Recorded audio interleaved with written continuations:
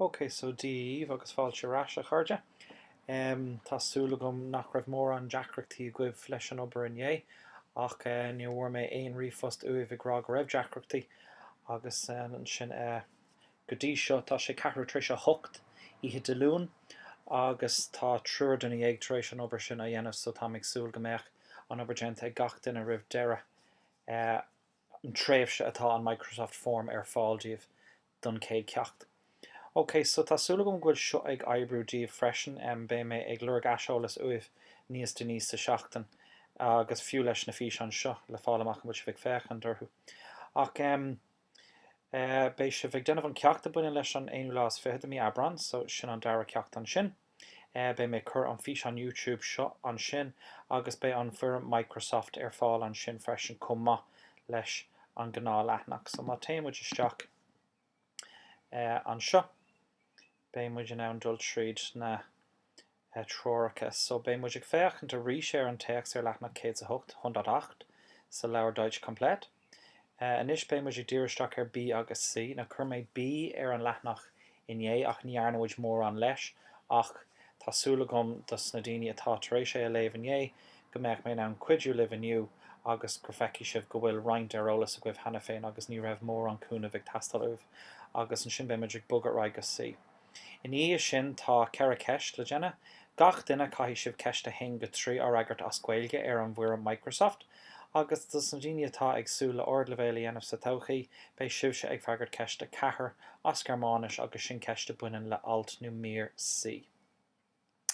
Ok, so má léimar isteach tá seo in Deutsch Komplett arís tá sé an seo mar sóildíobh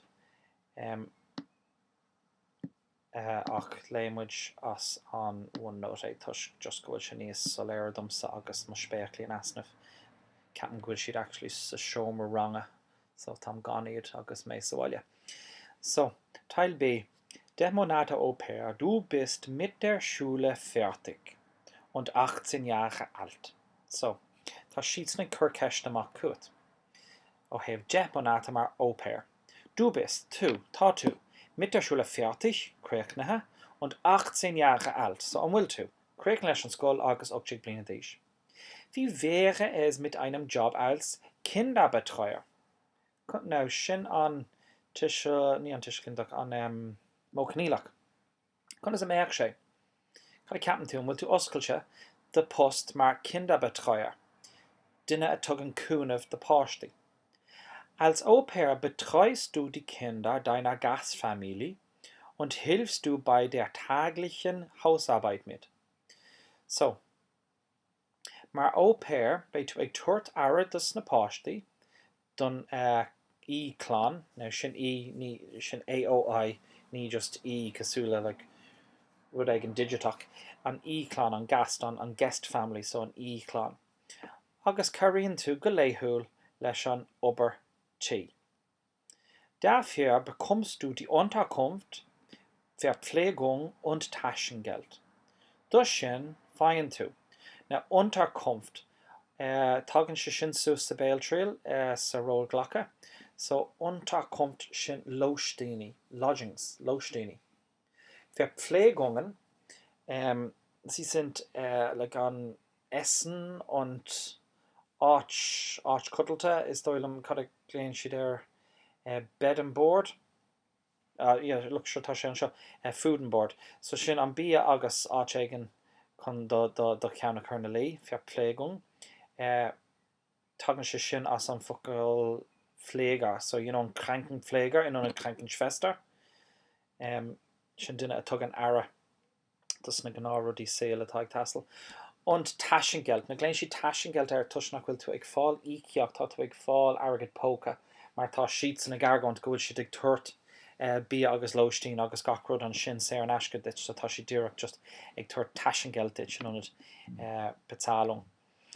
Die Agentur hier informiert über wichtige Themen wie Arbeitszeit, Versicherung und Taschengeld.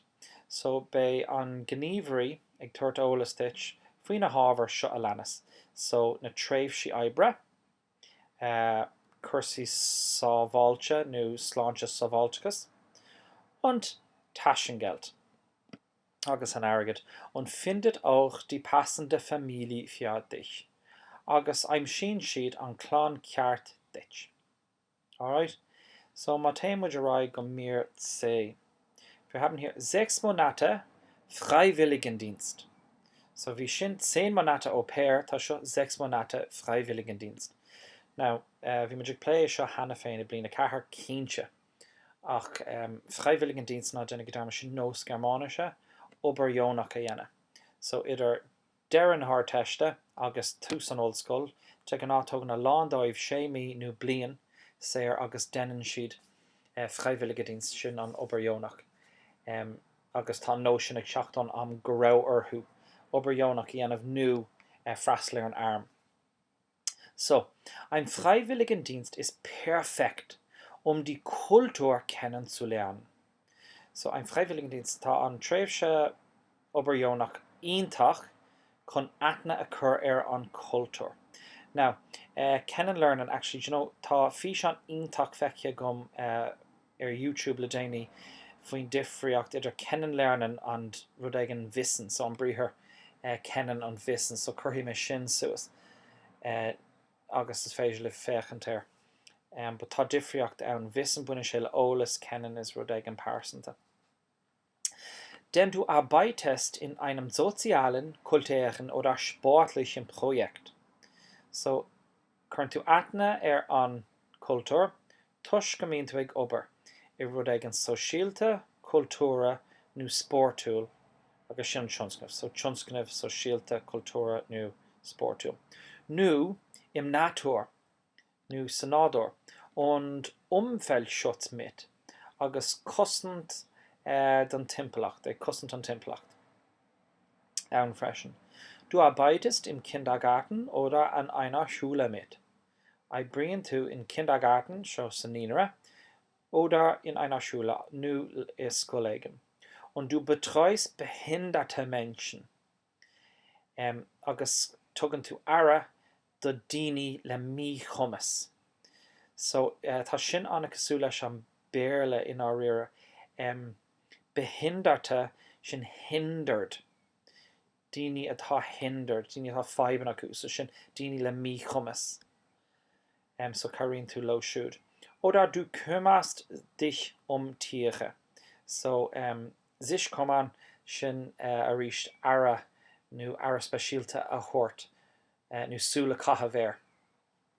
Agus sa cá seo ná tíortha ná anmhí. So tugann tú ara nó caitheann tú súil anmhí. Du erhältst eine Unterkunft, Verpflegung und Reisekosten von der EU. So, tá Unterkunft denta gwen, tá Verpflegung, tá seo difriúil is sin an Reisekosten. So, sin costas tastal. Cos an sin tá muidir caint fi an bríthir reisen. Ich reise nach Spanien. Tastalíam, dul séra, nó dul timppel áit léanta séra. Van der EU. So, sin an Icon an AE as. Die Teilnehmer müssen für den Einsatz vorbereitet sein.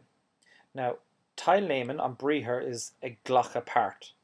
Mar nemen sin rud ag na hógáil agus teil sin cuid nó part. So ag tógáil part sin ag ghlacha part. So mar animochel sin an duine a ghlachan part. So caithí na daoine a ghlachan part den Einsatz vorbereitet sein. Caithí siad rátéis nó irtis a agru rivré. Wenn man im Ausland dann Probleme hat, wird keine Agentur dich betreuen. Matá feibanna a gut haar lear, níl ein gníomhairí an sin chun cuidiú leat. Alright, so nuair tá sin deanta tá an Microsoft Form an seo. Now, bhí cúpla daoine I deagmhlumm ó blianta eile agus bhí gon nach bhfuil siad na goscailt. Muna bhfuil siad a goscailt anna éasca, just rock me síos agus trasna. Díreach brú reload current page. Agus mar bhrún tú reload current page uanta tagann sé suas. Muna hagann sé suas, just brú an Microsoft Form nasc sin, agus osglóí tab eile. Má tá tú san app OneNote, mar brún tú an nasc sin, osglóí an bheirim sin isteach I ceann na browsers atá agat ar an iPad. So níos na gnáteorcha le Mír B agus C, dúm fi an bhirm seo Modern Decaging, so tá sé denmh an ceach seo ar an bhhairt agus bé sé dúna ag ní trocha ar an gauging.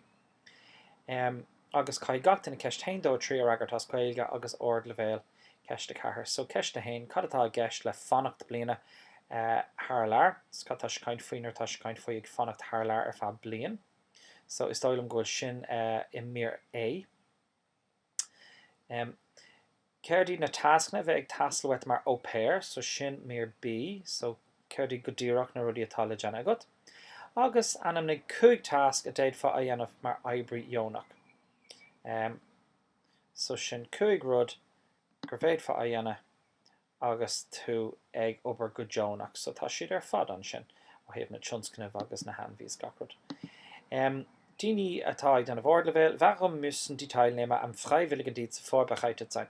Céim fá ar chur na roimpáirte iad héna olbhú le haigh an obair dheonach. So buine sé sin leis na gníomhaíochtaí agus na daoine agraíonn sin díobh. So nuair tá sé creic lei sin, brúigí ar submit agus an sin bé an ceacht don bhhairt creic na heagóibh. So fíl ar fáilg an fíl gluc agus bé mé ag leabhart libh ar ball.